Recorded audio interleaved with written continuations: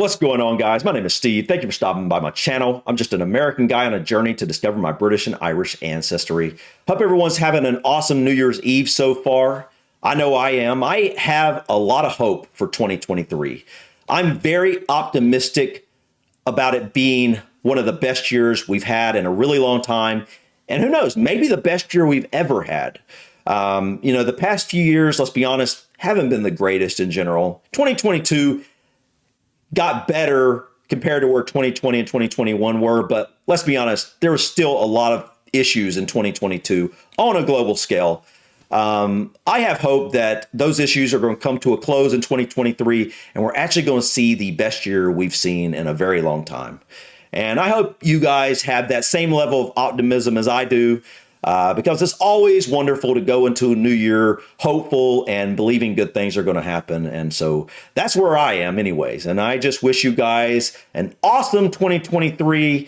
And I'm just really excited about the New Year's. And I hope you guys, started off in a wonderful way. And hope you guys have a happy and safe celebration tonight, doing whatever it is that you guys do to celebrate New Year's Eve.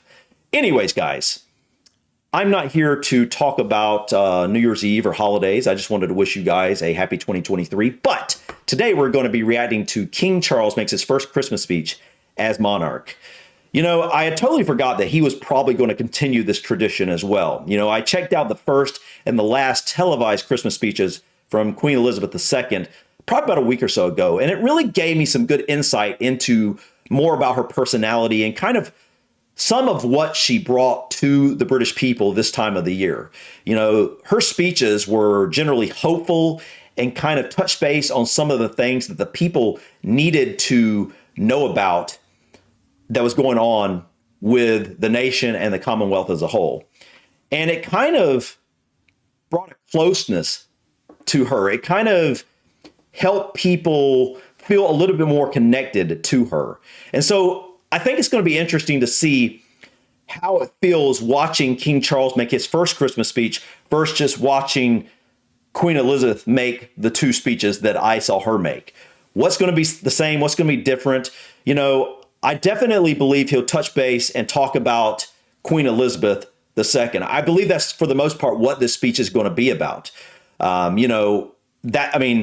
When Queen Elizabeth had her last Christmas speech, a lot of it was about, her husband passing away and just kind of celebrating his life a little bit and his legacy.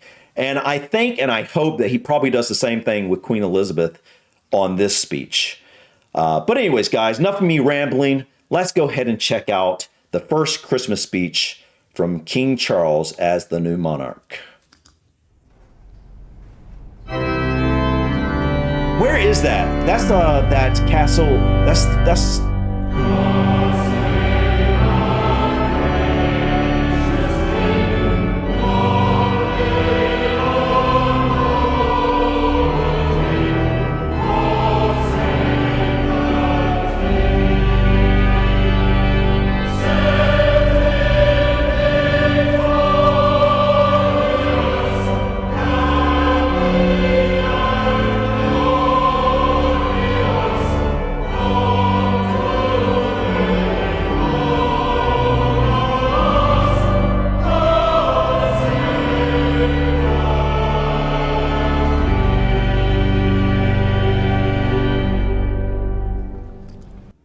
Before we move on to hear King Charles, I just want to say, at first I was trying to figure out where that was. I can't think of the name of the place, but isn't this the church that Queen Elizabeth was her final resting place, if I'm not mistaken?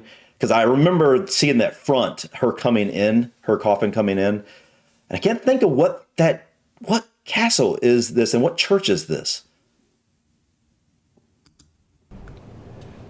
I'm standing here in this exquisite chapel of St. George at Windsor Castle, so close to where my beloved mother, the late Queen, is laid to rest with my dear father. I am reminded of the deeply touching letters, cards, and messages which so many of you have sent my wife and myself. and I cannot thank you enough for the love and sympathy you have shown our whole family. Christmas is a particularly poignant time for all of us who have lost loved ones. We feel their absence at every familiar turn of the season and remember them in each cherished tradition. In the much-loved carol, O Little Town of Bethlehem, we sing of how in thy dark street shineth the everlasting light. My mother's belief in the power of that light was an essential part of her faith in God, but also her faith in people, and it is one which I share with my whole heart.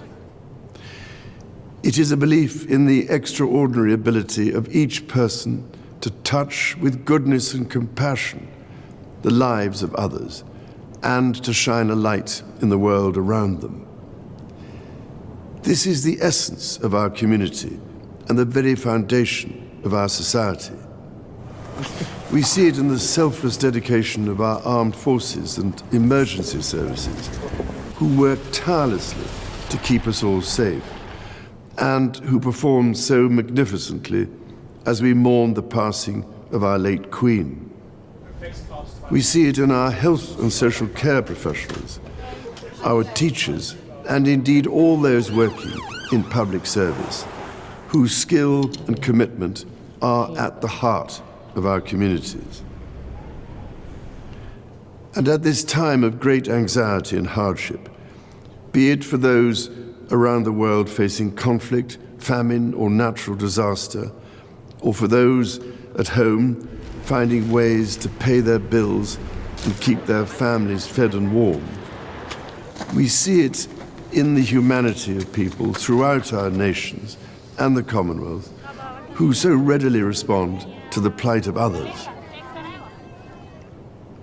I particularly want to pay tribute to all those wonderfully kind people who so generously give food or donations, or that most precious commodity of all, their time, to support those around them in greatest need, together with the many charitable organizations which do such extraordinary work in the most difficult circumstances.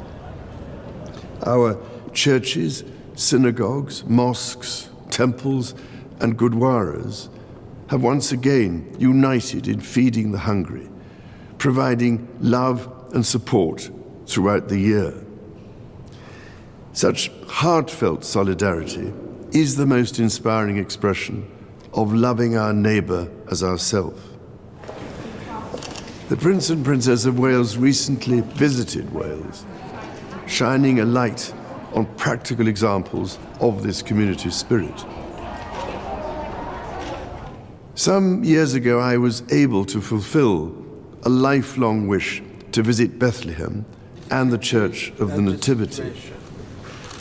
There I went down into the chapel of the manger and stood in silent reverence by the silver star that is inlaid on the floor and marks the place of our Lord Jesus Christ's birth. It meant more to me than I can possibly express to stand on that spot where, as the Bible tells us, the light that has come into the world was born. While Christmas is, of course, a Christian celebration, the power of light overcoming darkness is celebrated across the boundaries of faith and belief. So whatever faith you have or whether you have none, it is in this life-giving light and with the true humility that lies in our service to others that I believe we can find hope for the future. Let us therefore celebrate it together and cherish it always. With all my heart, I wish each of you a Christmas of peace, happiness, and everlasting light.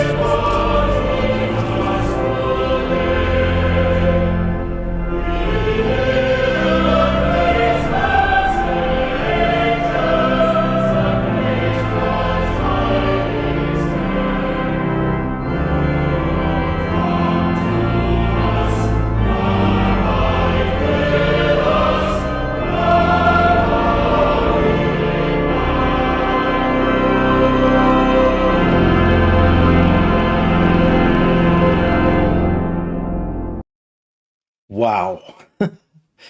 That was a beautiful speech. Um,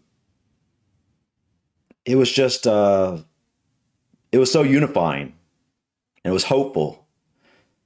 And I really, I can appreciate everything he said.